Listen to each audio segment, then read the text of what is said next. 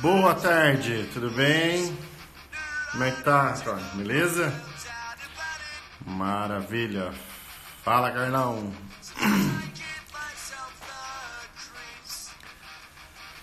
Tudo jóia? Vamos entrando. Fiquem à vontade para mais uma das nossas lives tradicionais de sexta-feira, 1h15 da tarde. Ao som de Green Day. Ó, esse eu lembrei hoje na hora do almoço. Muito bem, tudo bem, Dani? Tudo bem, Aline? Vera? Karine, tudo bem?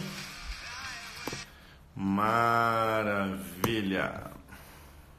Vamos ajeitar tudo para esta nossa live. Tudo jóia, Túlio? Beleza? Luísa, beleza? Jóia, pessoal. Muito obrigado por estarem compartilhando um pouquinho do horário de almoço de vocês. Muito bem, deixa eu só fazer uma coisinha aqui.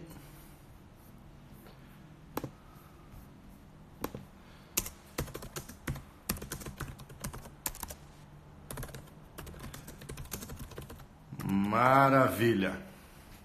Muito bem. Pessoal, vamos lá. O tema da live de hoje foi também, houve uma mudança de percurso aí. Eu tinha outro assunto programado para esta live,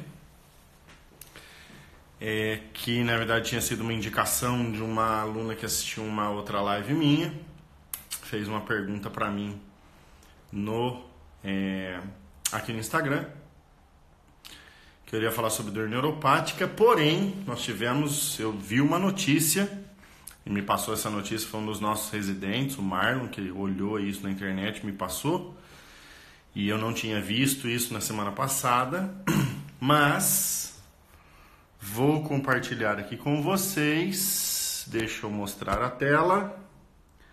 Olha isso aqui.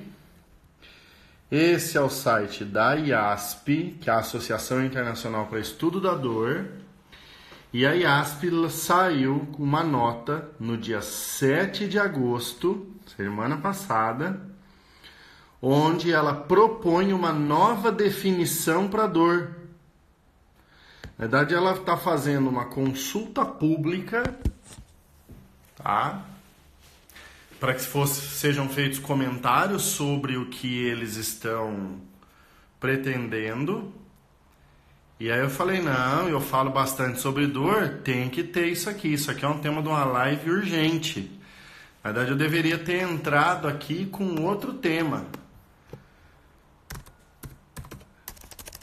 Eu deveria ter entrado aqui. Quer ver?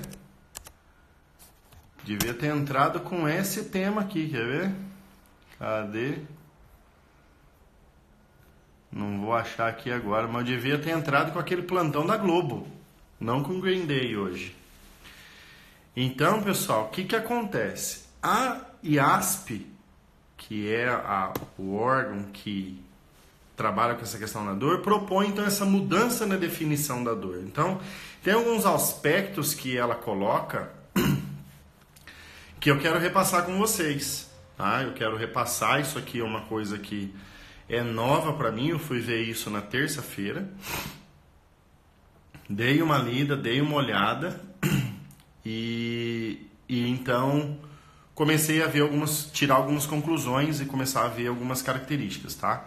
Então, primeiro de tudo, eu acho que, já vou emitir minha opinião, eu acho que essa proposta que a IASP está fazendo é uma boa, tá? Essa nova definição de dor eu acho uma boa, porque ela começa a aproximar um pouco mais da parte clínica e não ficar somente num contexto muito, como eu posso dizer, muito ligado à parte científica, muito ligado à parte só de pesquisa, tá? Mas assim, Eu sei que a pesquisa ela tem que traduzir a nossa parte clínica, né? Tem que ter essa translação, mas eu vejo ainda uma certa dificuldade por questões éticas e da própria prática e tudo mais. Mas essa definição, para mim, ela está muito mais próxima da prática clínica. Então vamos lá. Primeiro, a definição atual de dor. Qual que é a definição atual? Então é uma sensação emocional, uma experiência sensorial e emocional desagradável, associada a uma lesão tecidual real ou em potencial, ou descritas nos termos dessa lesão. Então, se a gente olhar essa definição, sempre eu tenho uma característica onde eu tenho que ter uma lesão, eu tenho que ter uma sobrecarga, eu tenho que ter um componente iniciador desse problema. Eu posso, assim, uma lesão tecidual em potencial é um tecido que está em sobrecarga, é um tecido que está fazendo mais força do que deve, sendo alongado mais do que deve, tudo bem? Essa é uma característica. Agora, existem várias, né, coisas que interferem sobre isso. A gente estava muito mais sobre o modelo da teoria das comportas, e a teoria das comportas ela é bem fundamentada na parte mecanicista, ou seja, eu preciso ter o receptor lá, a estímulo nociceptivo lá para poder ter dor, e a gente já viu através da neuromatriz de Melza que nem sempre é assim. E então foi mudado para essa definição que a gente tem hoje, então, né? Uma experiência sensorial e emocional desagradável associada a uma lesão tecidual real ou em potencial, ou descrita nos termos dessa lesão. Agora, eles vêm com uma característica de uma nova definição, onde eu percebi que aqui já tem muito do que a gente tem da diferenciação entre o que é chamada de dor nociceptiva, entre dor nociplástica e dor neuropática. A dor nociceptiva é quando eu tenho a lesão do tecido ou a lesão em potencial do tecido, né, que tem a ver com os nociceptores. A lesão do tecido neural em si, a compressão ou a lesão verdadeira, é a parte neuropática. E a dor nociplástica é aquela onde eu tenho um problema, uma desregulação no sistema de controle da dor, de interpretação da dor. Olha, o Marlon, nosso residente, acabou de entrar, foi ele que mostrou para mim essa semana essa função. Eu não tinha visto, ele que mostrou para mim, tá antenado aí nesses conceitos. Então, pessoal, sabendo que eu tenho essas várias possibilidades do paciente ter dor, e olhando pela função da neuromatriz da dor, onde a dor é simplesmente uma interpretação do cérebro para um estímulo que vem da origem dele, né, da origem dos tecidos, mas também ela tem a ver com essa interpretação, a função do controle endógeno da dor e tudo mais, eles vêm propondo essa nova definição. Então eu vou colocar essa tradução agora para vocês. Essa tradução é uma tradução livre. O que é uma tradução livre? Sou eu que estou traduzindo, tá? Não é uma tradução validada, vamos dizer assim, né? Porque existem validações para esses termos. Então, provavelmente isso daí vai ser feito nos próximos momentos, assim que isso for definido. Mas essa tradução livre dessa nova proposta é a seguinte, prestem atenção. Uma experiência sensorial e emocional aversiva, ou seja, já não é mais desagradável, é aversiva. Uma experiência sensorial e emocional aversiva, tipicamente causada por ou parecendo ser causada por uma lesão tecidual real ou em potencial. Então, continua sendo uma experiência sensorial e emocional. A diferença entre sensação e percepção, eu já fiz uma live sobre isso. Tem lá no meu canal do YouTube. Então, uma experiência sensorial e emocional aversiva. Aversiva, ela é uma coisa que me deixa, que quer que eu fique longe, quer que eu não queira senti-la, tá? Porque a questão do agradável ou desagradável, tem coisa que pode ser agradável ou não, tá? Tem coisas que para certas pessoas dentro de 4 paredes passa a ser agradável, umas chicotadas, umas velas quentes nas costas. Essa experiência desse tipo de situação para certas pessoas, isso é prazeroso. Não necessariamente é desagradável. Então a dor em si é uma experiência sensorial e emocional aversiva, ou seja, que eu não queira sentir.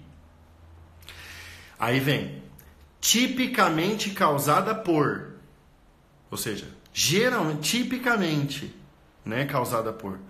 Ou, e eu acho que essa é a parte mais legal, parecendo ser causada por. Tipo, ele parece que é causada por uma lesão tecidual real ou em potencial. Mas ele pode não ser. Parece, mas pode não ser. Porque isso entra dentro do conceito, a meu ver, da parte nociplástica. Porque a dor nociplástica é uma alteração que a gente tem do mecanismo de controle endógeno da dor. E aí o que acontece? A lesão tecidual do começo pode não existir mais. E aí o paciente acaba tendo dor por quê? Porque ele está num processo de sensibilização, porque ele tem uma alteração da função autonômica, tem uma alteração da função do eixo hipotalâmico hipofisário adrenal. E isso vai fazer mudar a interpretação da dor, o sistema de controle endógeno da dor. E não necessariamente é a causa.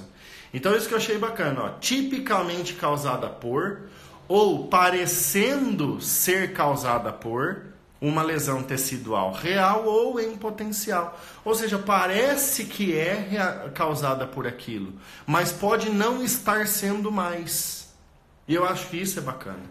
E aí, a IASP, eu achei fantástico como eles estão fazendo essa consulta pública, tá? Eu achei fantástica, porque eles liberaram para serem feitos comentários a partir disso. Qualquer um pode entrar lá, se cadastrar e fazer um comentário, ok? E ele coloca, deixa eu colocar aqui, ó, 2, 4, 6 pontos, dos quais eles se embasaram para fazer essa mudança. E eu vou passar com vocês rapidinho, um por um. Vocês sabem que essa nossa live não é para demorar muito, porque eu sei que vocês têm paciente daqui a pouco. Eu também tenho minhas coisas para resolver lá no Instituto. Então vamos lá. Primeiro ponto. A dor é sempre uma experiência subjetiva que é influenciada em variados graus pelos fatores biológicos, psicológicos e sociais. Ou seja, a dor é sempre subjetiva. Tá?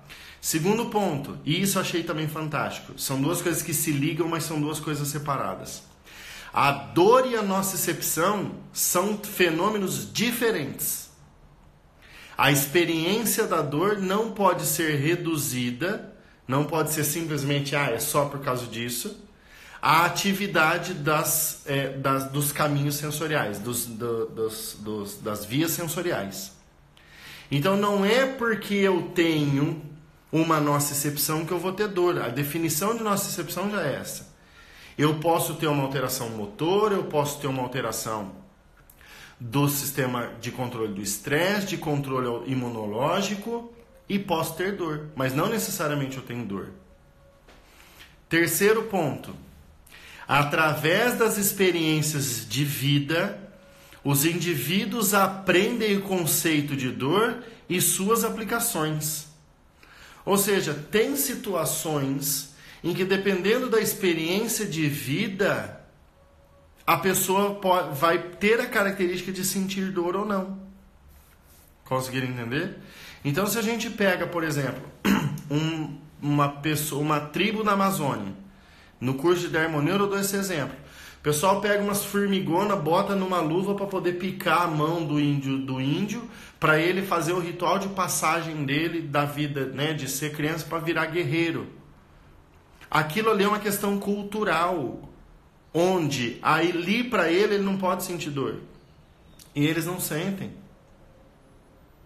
Por quê? Porque aquilo é cultural, a experiência de vida mostra para ele esses conceitos de dor. Tudo bem? Quarto ponto que eles colocam. O relato pessoal de uma experiência de dor deve ser aceitada como tal e respeitada.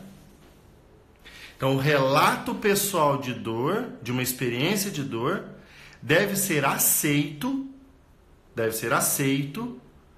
e respeitado como tal. Então, se seu paciente chega para você e fala que a dor dele é pequena, é porque a dor dele é pequena. Se eu pegar o primeiro tópico, a dor ela é subjetiva, cada um sente de um jeito. Se ele está sensibilizado, ele vai sentir mais. Se ele não está sensibilizado, ele vai sentir menos. Não interessa. É aquele paciente que chega travado, não se mexe, acabou de fazer um exame, e se o exame é condizente com o problema, vê um deslocamentozinho do disco de nada. Mas aquela irritação sobre a dura mater pode gerar um sintoma extremo para aquele paciente. Então, cada paciente tem o seu nível de dor. Tem que respeitar isso. O paciente não está inventando. O paciente não está inventando. Tem que respeitar isso. Próximo. Embora a dor geralmente sirva como uma função adaptativa, e isso eu achei fantástico, porque isso mostra a nossa função como os sinais e sintomas sendo só o produto final. Na dermoneuro a gente trabalha muito isso, na PNS a gente trabalha muito isso, na micro trabalha muito isso, que os sinais e sintomas eles são, na osteopatia se trabalha muito isso, de que os sinais e sintomas são só o produto final. A alteração da postura, cifose, escoliose são só produto final. Então olha aqui, embora a dor geralmente sirva como uma função adaptativa, ela em si pode ter efeitos adversos na função e no bem-estar social e psicológico. Olha que fantástico isso. Ou seja, a dor ela é uma coisa adaptativa a alguma outra coisa. Só que aí isso faz o quê? Ele leva a uma nova posição que vai precisar ser adaptada. Que vai levar a uma nova posição e ser adaptada. E isso vai ter interferência sobre a função do indivíduo e bem-estar social e psicológico. Um paciente que está com muita dor, ele altera o sistema nervoso autônomo. Não é só assim, quem tem alteração do sistema nervoso autônomo tem mais dor. Mas uma coisa interfere sobre a outra. Se eu tenho dor, eu interfiro na função autonômica. Eu interfiro na função do eixo HPA. Aí meu paciente entra num estado depressivo. Como que isso interfere? Se ele está num estado depressivo, isso é o bem-estar psicológico dele. E se ele está com esse bem-estar psicológico mal funcionante, o que vai acontecer? Ele vai ter vontade de sair de casa? Ele vai querer sair para se tratar? Ele vai querer fazer... Não vai. Isso muda todo o contexto do indivíduo. Ok? E a última coisa que eles colocam é a descrição verbal é somente um dos vários comportamentos de expressar a dor. A inabilidade de se comunicar não nega a possibilidade que um humano ou um animal não humano experimente a dor. Olha que legal isso. Então, a descrição verbal de dor, eu tô doendo, tá ruim, né? Gritar e tudo mais, é somente um dos comportamentos para expressar a dor. A inabilidade de comunicar não nega a possibilidade de um humano ou de um animal não humano sentirem dor, experimentarem dor. Quando eu fiz o meu mestrado, eu aprendi isso na prática. Por quê? Como que a gente avalia se um animal tem dor? No meu mestrado, a gente fez incisão plantar como modelo pós-operatório. Então, você vai lá, anestesia o animal, faz a cirurgia, né? faz a incisão, dá o pontinho e aí vai avaliar se ele tem dor. Sabe como que é a característica de dor no animal? Reflexo de retirada. Você vai lá com um filamento de Von Frey, dá uma colocadinha e puxa, tá? Eu não vi se a Dayana, se a Dani, se a Júlia, se o pessoal entrou na live de hoje, mas as meninas me ajudaram e me ensinaram isso junto com o meu orientador, o professor Daniel. Existe uma escala de feições faciais no animal, que chama Grimace Scale, que é uma escala de careta que o animal faz, que está dizendo que ele tem dor. Ou seja, o animal não precisa gritar para dizer que tem dor, o ser humano não precisa falar que tem dor. Existem várias outras formas de entender que ele tem dor. Então isso vai funcionar bastante para a questão ética em pesquisa. Tudo bem?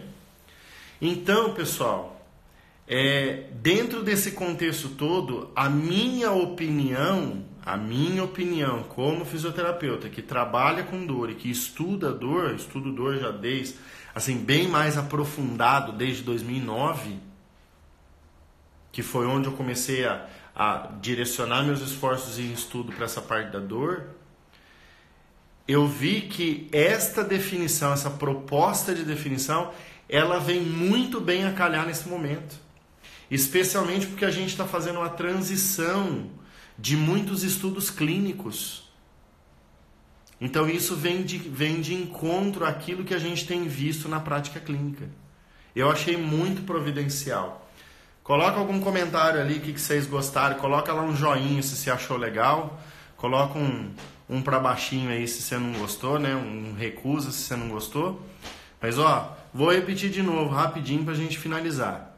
A definição atual é uma experiência sensorial e emocional desagradável associada a uma lesão tecidual real ou em potencial, ou descritas nos termos dessa lesão.